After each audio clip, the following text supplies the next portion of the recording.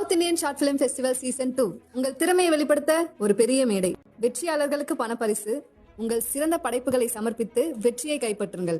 இது உங்கள் கனவை நினைவாக்கும் திருவிழா.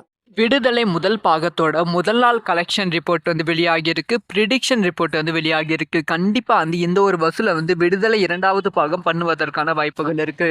இதை பற்றி ரொம்ப டீட்டெயிலாக தான் பேச போகிறோம்.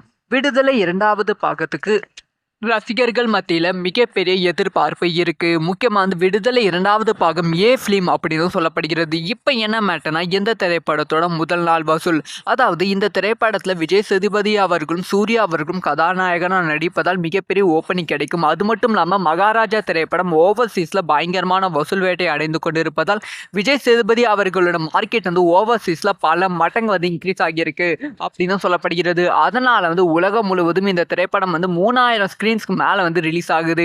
இப்போ என்ன மேட்டர்னா, இந்த திரைப்படத்தோட முதல் நாள் வசூல் கண்டிப்பாக 20 கோடிக்கு மேலே இருக்கும் விடுதலை இரண்டாவது பாகத்தோட வசூல் அப்படின்னு சொல்லப்படுகிறது. ஆனால் இதுக்கு முன்பு தனுஷ் அவர்களோட ராயன் திரைப்படமே முதல் நாள் வெறும் 18 கோடி தான் பண்ணியிருந்தது.